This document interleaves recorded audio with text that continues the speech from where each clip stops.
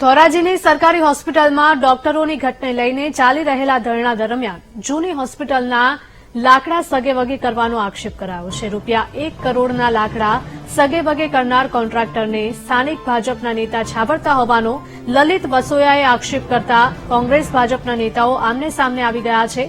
ડોક્ટરોની ઘટ મામલે કોંગ્રેસના પૂર્વ ધારાસભ્ય લલિત વસોયાએ ધરણા શરૂ કર્યા છે અને આ ધરણામાં સ્થાનિક અગ્રણીઓ અને લોકો જોડાયા છે। ધોરાજીની હોસ્પિટલમાં મંજૂર મહેકમ 66માંથી 38 જગ્યાઓ ખાલી છે। ધોરાજીની સરકારી હોસ્પિટલના જૂના બિલ્ડિંગને તોડી પાડવા ખાનગી એજન્સીને કોન્ટ્રાક્ટ આપવામાં આવ્યો હતો।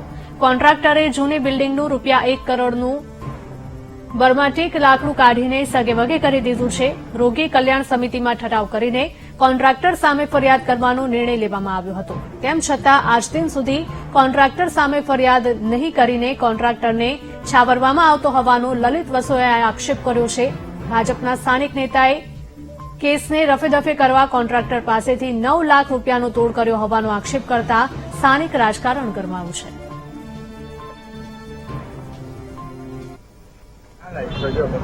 2 વર્ષ પહેલા કોન્ટ્રાક્ટર ગોંડલ સ્ટેટના વખતના બર્માટિક સાગના લાકડાઓ લઈ કોન્ટ્રાક્ટ પૂરો કર્યા વગર લાકડાની ચોરી, લાકડા અંદાજિત 1 કરોડથી વધારેની કિંમતના હતા, એ લાકડાની ચોરી કરી અને કોન્ટ્રાક્ટર રફુચક્કર થઈ ગયો છે। ધોરાજીના ડેપ્યુટી કલેક્ટરની અધ્યક્ષતાની અંદર ધોરાજી સિવિલ હોસ્પિટલના રોગી કલ્યાણ સમિતિમાં આ કોન્ટ્રાક્ટર સામે પોલીસ ફરિયાદ કરવા માટે 3 વખત ઠરાવો કરવામાં આવ્યા છે, પરંતુ જ્યાં સુધી હું ધારાસભ્ય તરીકે હતો અને રોગી કલ્યાણ સમિતિમાં હતો ત્યારે દર વખતે રોગી કલ્યાણ સમિતિ આ કોન્ટ્રાક્ટર સામે પગલાં લેવાની માંગણી કરતી હતી અને સરકારશ્રીએ પીઆઈયુના અધિકારીઓએ પોલીસ ફરિયાદ કરવા માટે કહ્યું, પરંતુ છેલ્લા 6 મહિનાથી આ અંગેની સંપૂર્ણ પ્રક્રિયા બંધ થઈ ગઈ છે। ફક્ત કોન્ટ્રાક્ટરની ડિપોઝિટ